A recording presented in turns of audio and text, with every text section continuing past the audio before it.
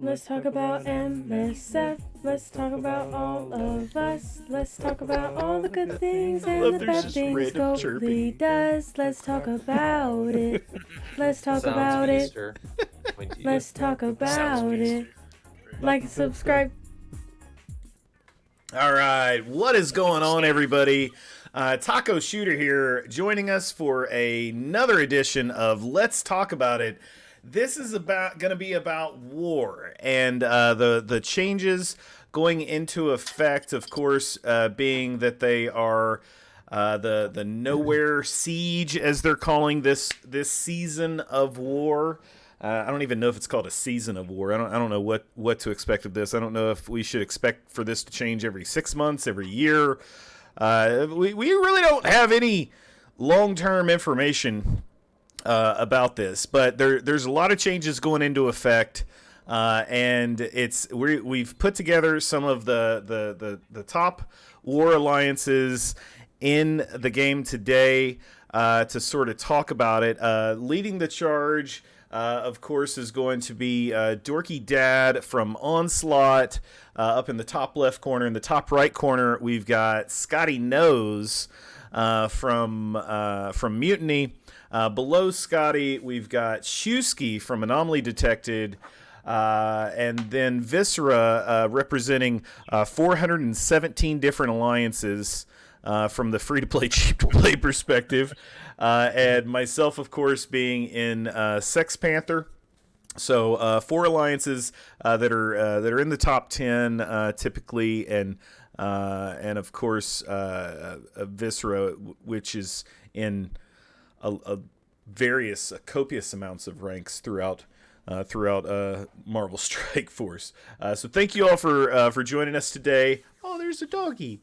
So you will randomly hear dogs barking and chicks chirping and beers being opened and maybe a random screaming baby. But that's just another day in the life of these beautiful fathers. So let's get right into it. So Nowhere Siege.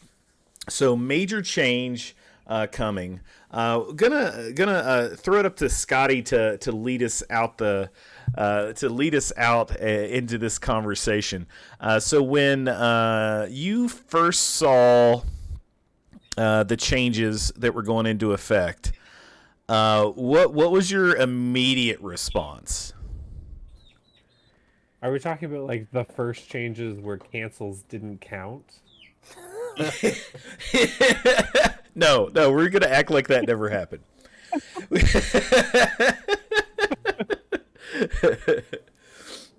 No, so the finalized I don't even know if it's supposed to call it war anymore. Is it called Alliance War anymore? Or is it called Nowhere Siege? I don't know. Anywho, tell me about it. I liked that we're getting all our energy at once, so there's no longer like wait for drop, wake up at 4 a.m. to do stuff, and then like do attacks during work. I liked that. Once cancels counted, I was happier. Yeah. But I do worry we're gonna get into the same thing as Cosmic Crucible when people just wait for the other side to finish to know how efficient do we have to be. Like, can we just beat them by one loss to still win? That's what I kind of almost worry. And the fact is, people can watch what you're using, so they could just wait for you to go and say, oh, that's a great counter, let's watch the replay. Yeah. Oh, we'll do it a little bit better because maybe the first people that went, had some losses figuring something out, and now the next person is gonna watch that and say, okay, everybody do this, and they'll have time to do it because they don't have to worry about Armory and Hangar going down anymore. But now, so you talked about the sort of efficiency point, right? So there's a point system for attacks that was talked about in a blog, and then there's the exhausted effect. So initially they announced that they would not be that if you canceled out without without actually attacking, without finalizing the attack, that you would start at full points for the next battle. And they changed that. So now when you do cancel out, it does take away from your efficiency score. Do we know if the exhausted takes effect if you cancel out, or does it not? It does not take effect. So Okay, so if you cancel out, you're only lose. penalizing your alliance for total points, right? Correct. All right. So DorkyDad. So what were your thoughts? Anything in particular that stood out that you want to rage about or highly praise? So I was actually part of an interview. I don't know how much I can say, but I was part of an interview where they were actually pitching this change in the first place. And what they were pitching was starting with 10 attacks, so you can do it all at once, having a efficiency-based system, which is what they did, and then they fixed the whole combat cancel thing. Because, I mean, just think about if they did do that combat cancel system, imagine if that was like Crucible, where you can go into a Crucible fight, back out, and then you still act as if you get that full points. It wouldn't make sense. So I'm glad they did that change. So structurally, I'm really happy about it. I think it's going to get many more people involved in war. I think it's going to make alliances less likely to just bend the knee whenever they find a punch-up opponent, which is great. But I'm now very concerned about how they decided to balance the rooms instead. I think they should have done interesting things with the rooms, similar to like Scourges or Crucible rooms, something like that. Instead, they just went with like generic defensive rooms. So we lost all of our attacking rooms, so there'd be no incentive to have to be on right away and race. Yeah. But we didn't lose any of the defensive boosts that are currently there. Like they just shifted around where they're at. So at the start of the war, you are going to be playing as if you are already behind. As if in the current system, you logged in after the enemy had already taken out your armory and already taken out your hangar, and you still have to deal with all their globals. So right away, you're playing from behind. It's going to lead to a lot of losses. And I'm concerned what their goal is in doing that. Yeah. So talking about that, and I think what a lot of people are hoping they can do is not attack at the beginning of the war, and there's not that pressure to attack at the beginning of the war. But at the same time, like you still have global rooms. So if you don't attack at the beginning of the war, it's won't it progressively get harder for you? Of course, and there's actually also like a counter list. Like you need to be responsible for certain teams in the enemy's carrier. So you're still going to want to have people on if you're a competitive alliance at the beginning of a war, so that you have as many rosters as possible to pick and choose to get through the enemy helicarrier. You want to be able to match proper sized teams against their proper counter. Otherwise, you're just begging to get a lot of losses. So there's still going to be, in the competitive sense, a reason to be on right away. Okay. So the initial buffs that you had, there's no risk of losing that. So it's just a matter of trying to coordinate and whatnot from the counter list and make sure that you don't blow attacks somewhere where you don't need to, right? Yeah, exactly. And that was what the guys were telling me in that interview. And I got the feeling from those developers that they big fans of war and they wanted to revitalize it. And I think they're doing the best with what they're allowed to shift around. So I'm still excited to see how it's going to go. I mean, it's definitely better than what we've been dealing with for however long now. It's just the same thing over and over and over again. Wake up at 3 a.m., wake up at 1 a.m.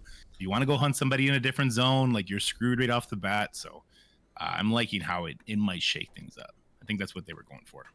Excellent. And Shewski, what about you and your alliance? What was their response when they saw these changes? I'd say in a word, relief. We have a fairly diverse alliance in terms of time zones and folks around the world, and it's always been a challenge to manage, get these hits in. Oh, you're not going to be around tonight for a third, fourth drop. Okay, we need to make sure you get this done before you go to bed and log off. And I think that it's cautiously optimistic, would be another good phrase. It seems like they're addressing some good war-related quality of life things. We've all set alarms, Yeah. stayed in spare rooms, Yeah. done silly things. Like if you just talk to people outside and explain what you did for this mobile game, they'd have you institutionalized. But Yeah. that's what we love to do. And so it's kind of cool that that's going away. Kind of sad, bittersweet in some ways. You know, it's not going to be the races anymore, but I'm hoping that a different sort of uh, bit of excitement pops up. Especially like you said, I agree with you. Said the start of the war is going to be still pretty critical. There's Yeah. going to be that group of players who is going to help drive things forward for every alliance, and you know, but it's if you're not around because you're pulled into a meeting or something, for a Z4 folks, it's the middle of the workday. It's not going to be the end of It's the world. not going to tank the war, yeah. No, so I gotta say, Shewski, your alliance in particular, you know, we've gone against you guys a bunch of times, and you know, it's always a fun competitive war, and your alliance in particular is one that worries me a little bit. In being in Panzer Hulk, we're a little top heavy. You know, that's so your alliance is really well rounded. Like it's very very similar TCPs top to bottom. And so with us being a little bit more top heavy, I think you know, I saw a beta in chat mention, you know, the bigger alliances need to be on early so that they can start bringing those defense buffs down. And for us in particular, that's absolutely going to be the case. You know, we're going to have to make sure that we're on there at the stop to initially at the start to help bring those challenging rooms down, so that the bottom half of our alliance can really pick up the slack towards the middle and towards the end. Now, this when so the you yourself are I would say cheap to play player. Not you're definitely not free to play. You buy character releases when you're intrigued, and if it's a particularly great deal, then you'll drop it out there. How has this affected you? Like, what was your cluster's reaction when they made the announcement that war was going to be changing? Well, I think we're all excited that the 10 attacks are coming right at the beginning. I think that's the biggest change that made the most sense to everybody. It allows not only for those that just want to get it out of the way to get it out of the way, but also for those that might not be able to get on in time to get to the war right off the bat, to be able to do it in hour 4, 5, 6, whatever, and then get your attacks out of the way. And then I'll have to log back in until after work. Rather than, you know, plug in and, oh shit, I'm going to be at 10. This is going to suck. I'm going to lose a battle if I don't log in quick. So that aspect of it, I think, works in every alliance that's in our cluster. Just those two things. You're just talking about the attacks, right? We're not talking about the bonuses. Oh yeah. We'll start going through the just what folks are what folks are saying, what folks are thinking. The attack aspect was nice, and the fact that they're bringing Black Order back to make it so the people that have been playing for a while, not the beginners, of course, but the ones that have been playing for a while, we remember when Black Order was the meta in Arena, and so a lot of us have, you know, them built to at least 13. So to be able to build up a team to put on war defense and kind of sit there and have a place for it. Because there wasn't even a place for Black Order. You couldn't use it except for to burn Gamma. Like, that was it. That was the only thing you were using Black Order for. So to actually have a place where it's going to sit and make some sense was kind of nice for something that we did put resources into back in the day. So those two things were both positives. The only negative I could see is that with 10 there, you're going to have people that might not do 10. And so if they don't do 10, then what are we looking at? Whereas before, if they didn't do 10, it's like, well, I had to go to work. I'm like, okay, I got you. You didn't get off until after war was over. You didn't go those last 2 attacks. You ended with 8. And you didn't want to buy them because you're not going to get your full 14. I understand that. But now, with 10 right off the bat, and you get them all, but you don't got 10, that's an issue, you know, because that means that you didn't do your part. Yeah. So as a leader aspect, it kind of sucks in that way, because now you're really having to make hard decisions and not listening to the bullshit stories. Like some people that come into your stream a lot give us all the time about, you know, like reasons they couldn't make attacks, or they couldn't get onto raids, or they couldn't do their ISO. Like, you know, those reasons are kind of out the window because you got 24 hours sitting with 10 attacks. There's no lead up to. There's no they go away. It'll make those to me. I think so. I look at it as it'll make that conversation easier. I mean, if you can't do 10 attacks on your own time, whenever you feel like it, within 24 hours, you've sort of let us know as an alliance how you feel. But this also leads to the recruiting aspect and all that stuff too, because now you have a reason to kick them. Like you're like, dude, that's 3 wars in a row that you've had 7 attacks. I don't care what your excuse is. Yeah. And then so now I kick him, and now I got to recruit. Well, and now so flip side of that though, I think a lot of people that as you talked about had struggled with getting those attacks in. Now they've got all day to do them. So I would anticipate that there's going to be significant performance increases in the lower and mid-level wars from players that people just quite frankly didn't expect. They're used to them only getting 6 attacks in or 8 attacks in or whatever. I think it's going to be a lot easier to make sure those attacks get in now. Yeah, I would absolutely hope so. Yeah. Now, so that sort of brings us to the next point, which you touched on, and that's Black Order. So when they first announced that Black Order was going in, my initial thought was wonderful. I hated playing with them on offense. I only liked, it was not fun doing that arena, seeing whoever flips first loses or whatever it was. I think it was something along those lines. I always hated Black Order. They were never particularly fun to play with for me. But I built them because I had to. And so now, like, they could have very easily said, fucking put Pimtech on war defense, right? Like, it could have been something horrible. Horrible for who? I have a giant Pimtech. Well, it's because you listened to too many rumors in December. No, it's because I got a new Gamma Lane. Come on, feed me. You need ghosts, that's all. So what is everyone's thoughts about Black Order? We'll go backwards. So Shewski, what about you? What are your thoughts? Black Order being on defense.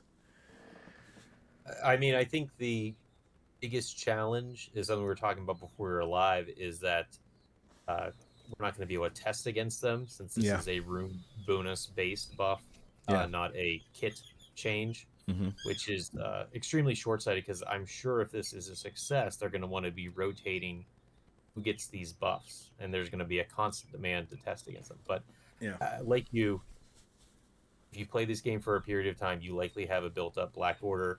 You probably not touch them for a while. I've noticed a lot more G16 and teal Black Orders out there on defense now. People are ready to go.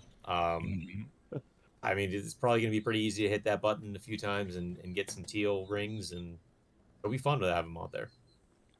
Yeah. Dorky? Yeah, I think they're going to be fine. I think, to me, it feels a lot like what Wakanda did for Crucible. I think it's going to be a very meaningful team. You're not going to beat it with 75% of the war offense teams, but there's going to be teams that absolutely beat it. I mean, of course, if you use Nowhere, you're going to beat it. Of course, if you use Gamma, you're going to beat it. Of course, if you use Darkhold, you're going to beat it. Underworld, I don't know. So it looks like it's going to be a very good team. I think the common question. How do you think Infinity Watch is going to do against Black Order? I think they're going to lose on punch acrosses. Ooh. I think they're going to lose on punch downs. But possible. They 100% in doing this. That was the main team they tested on, because Infinity Watch was the team that came and beat up Black Order, isn't it? Right. Yeah. Now it's time for them to come back. Yeah. 100% the Black Order in their testing was primarily tested against Infinity Watch. It's not going to be a nice matchup. Yeah. So again, can't stress it enough. For those of you that think Infinity Watch is the trick, I'm gonna save you one war loss right now. Don't do it. Don't do it. Scottie, what about you with this Black Order? Massive war-only buff.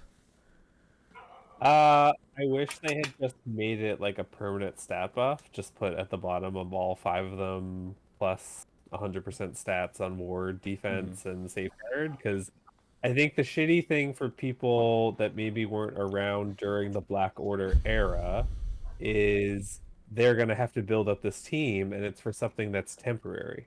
And we don't know how long this is going to be a thing. Yeah. And Yeah, we haven't gotten any indication, right? Like, there's no indication No. of how long this is lasting.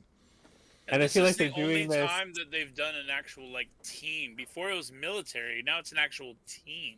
Yeah. I would hope that Yeah. they leave it there until the end of time. I think that would be great. But And I don't know if they're doing this nowhere siege thing because they're really not sure how this is gonna go, so they can just pull the plug and be like, "Nowhere siege is done. Hope you had fun. See you later." Oh my God! why Could you do put that in imagine? the universe? Come on, man. Yeah, could you But imagine you know that's 30 why. days You know in? that's why I know. they're Them. giving it a name, and they're probably gonna make it like Cosmic Crucible, where they're gonna do seasons, and they're gonna change what the room buffs are, and certain teams are gonna get this shit, and certain ones aren't. Yeah. And there's going to be still war teams, but then there's going to be the teams like Tangled that get like extra stuff for Everybody multiple heard it here seasons. first, and this is recorded. If that happens, blame Scotty. Yeah. It's yeah. all his fault. Oh my God! All his fault. All of the I till can gear read- that's been I can poured into read the Black writing Order on the wall in that the that's last what they're couple weeks. thinking. I can just tell that they're like, "Ooh, Cosmic Crucible, we love doing this. We're gonna make war like this now too." Oh. But right now, calling each other, Scotty had a really good idea. Yeah. With the different seasons in war now too. Like, this is great. But they already are. They're calling it something different. They're not just saying, "Hey, this is war. This is the new thing." They're giving it a name, Ugh. which Yeah. makes me think they're gonna do multiple things like this going forward. Yeah, well, so to the next part. So one of the so we're talking about the all room buff right now. So the all room buff, 100% stats to defending Black Order and Thanos. If not exhausted, apply 3 safeguard, evade, offense up, and speed up, which is going to wreck 100% stats buff. That's a lot. So and then now on top of that, the small part at the bottom says 10% stats to attacking allies, extra 10% to attacking nowhere allies. You know who doesn't need a stat buff? Nova. Fun fact.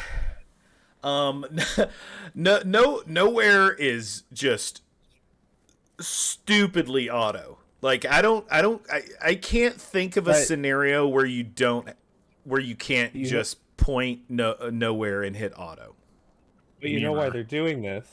Because people are complaining about the mirror, and they want to make sure that Okay. the mirror is not an issue. So if someone puts nowhere on defense, Okay. you have an attacking nowhere. Even if you don't buy the awakened abilities, you then have an upper hand in the mirror. Okay. Which All right. so it's kind of maybe a good thing Mhm. because Right. you know with what happened with Gamma and Darkhold, those mirrors were messed up. I hope that this Awful. is what their thought process was. So, Yeah, so awful. in y'all's Gammon's opinion, still do, up. do you feel a 10% buff allows you to mirror? No. You know, well, I was.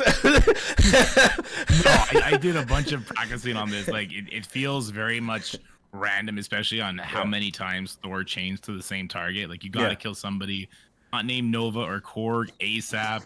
And if you get stuck behind Korg, I mean, then you're just in this infinite pillow fight contest with the enemy team if they're also stuck behind the Korg. Or maybe they chained better and now they have the 5v4 advantage. And it could be an absolute nightmare. There definitely seems a optimal way to do it, and that's to go for Cosmo. It might just be to go for the weakest enemy nowhere character. But the mirror matchup, it feels very similar to the Gamma mirror matchup. And if you've done that, you know it's not the best use of your attacks. Yeah. Gamma mirror is. I hate it. I've yet to find a 100% guaranteed Gamma matchup. I feel like it works 95% of the time, but you will absolutely get RNG fucked behind OG Hulk, where he just hits that very perfect health bar where he just bounces back and forth and takes 417 turns.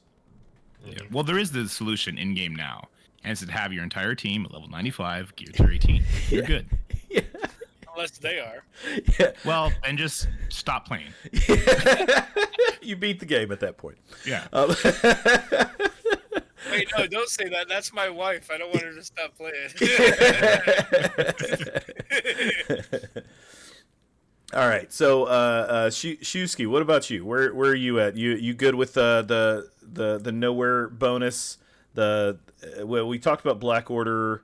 I guess there's nothing to really talk about with nowhere. So these rooms. It's a nice pittance. It's a pittance. It's helpful, but it's really disgustingly. It's go by the awakened abilities. Let's see what these lovely offers are. Yeah. Really cared about Now, as far as defense goes, so the majority of the defense isn't as it was a lot of 20% primary stats was what a lot of it was, and now that has changed to 20% focus and resistance, 20% damage and armor, and then extra 10% to cosmic. Is there anything in that leads you guys to any just off the top of your heads defensive teams that we're going to see notable improvement on? Oh yeah. So Heroes for Hire for sure just got a big up. If you build up those Heroes for Hire even higher and you slap Captain America in there so they have no prayer of using Dark Hunters, or if you slap Observant Men in there so they can't use Weapon X, then that's going to be really, really tough for those Infinity Watch to come in and do punch-ups. Because when Shang-Chi is at full build and he gets your Nebula's first life before she gets that death proof, it could be hard for Infinity Watch to win that, even with only 4 Heroes for Hire. Then we got Darkhold. I'm not sure how Darkhold is going to be able to punch up the same type of way it currently is. Be punched up on by Underworld. We have the Gamma Burns. Who knows if you're going to be making it to actually get that Red Hulk ultimate. And who knows if on the follow-up attack, the Red Hulk's not going to come in and basic your Dormammu, one-shot, kill him, gone. Yeah. So I think there's going to be about 4 or 5 current defensive teams that you're going to see a lot more losses coming from. And we already see some losses from those teams mechanically. So now slap on extra power, plus very strict mechanical paths, and it's going to be a nightmare. And Scottie's job at yelling at people for messing up is going to get some overtime. I don't yell. I just get sassy. A lot of sarcasm. You start typing in italics. Capitals and italics. One more piece. So since we sort of brought it up, hopefully it'll be a while before Visara starts seeing this in bulk. But have y'all done any testing against? And I know the answer to this question. So how is the testing going against the 130k power of Red Hulk in war testing these days? Y'all ready to figure that out? That doesn't involve nowhere.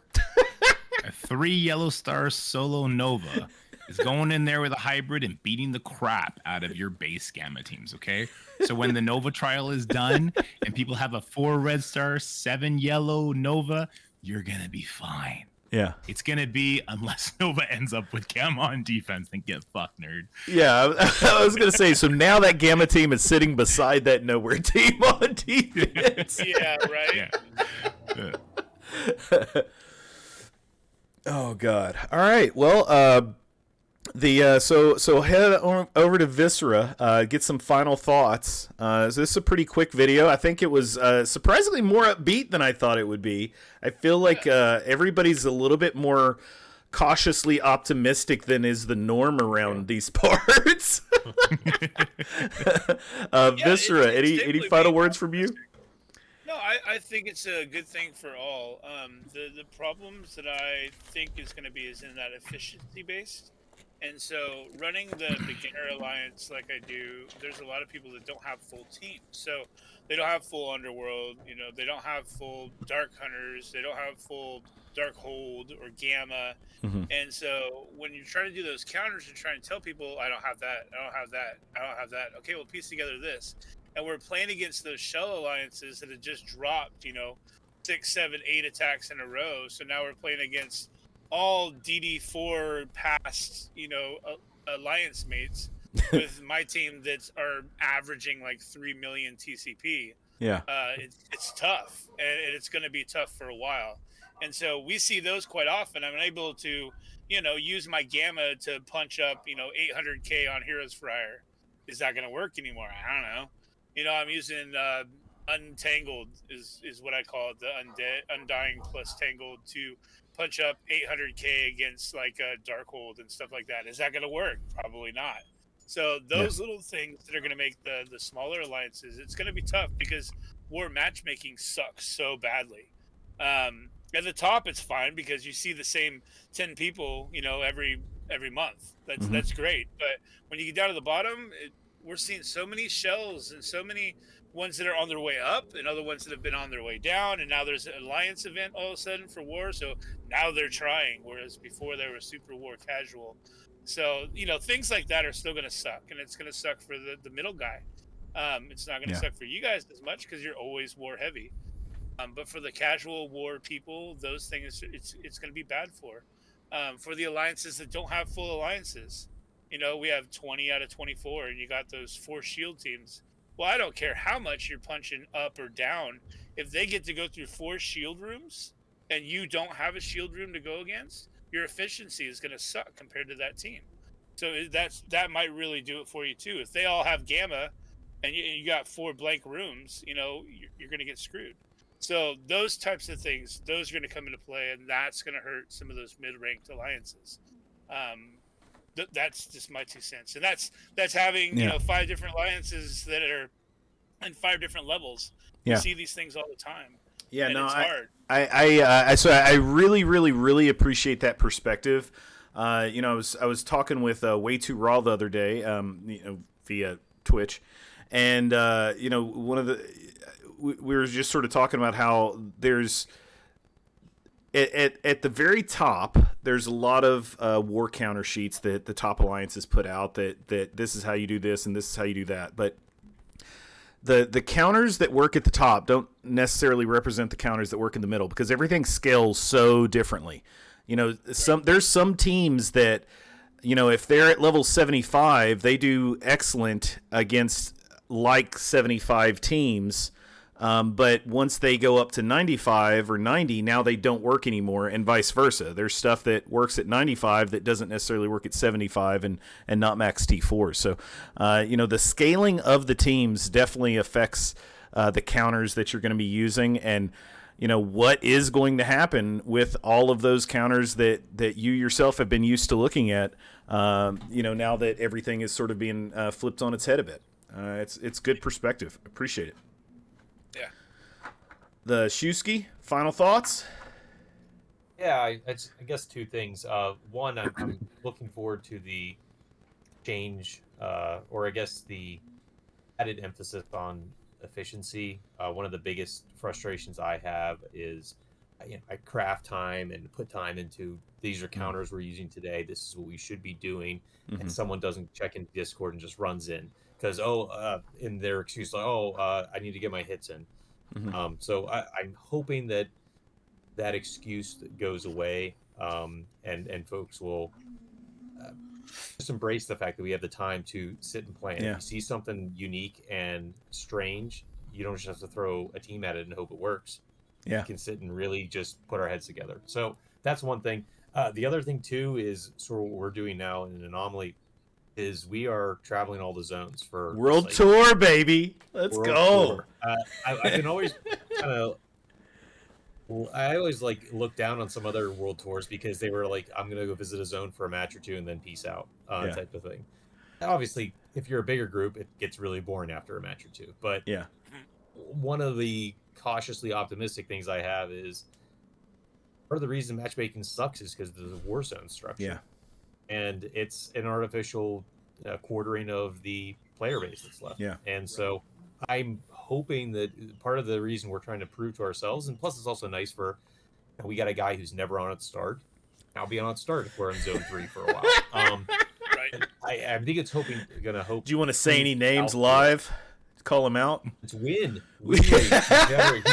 He was on the. when we moved Saturday, he got to attack. He was so happy. I was so happy. I was reffing soccer games. I wasn't on until 5 hours in, but I was like, I don't know, whatever. I thought we were getting Legion. But I think it could be the first step to maybe looking at addressing the constant matchmaking concern. If they can truly prove out that you can compete as long as you have your 24 hours, you can compete against anyone. Yeah. Yeah. So I think so what you're trying to show is that we should just abolish all time zones with your world tour. Mm-hmm. Yeah. That's the goal. If we can get everybody together and then everybody's got an equal opportunity to go against one another, as the pool grows, it's just fun for all. Yeah. All right, Scottie, Hopefully. Final words? I mean, I think the big positive is getting our attacks all at the start and no longer having to do wake-up calls and getting attacks in at a certain time at work. Like, that's a huge win. This will be no change for me. I was never waking up at 4 a.m. to fucking attack shit. That was not an option. Maybe you won't be surrendering to everybody anymore now, too. Amen. Amen. No.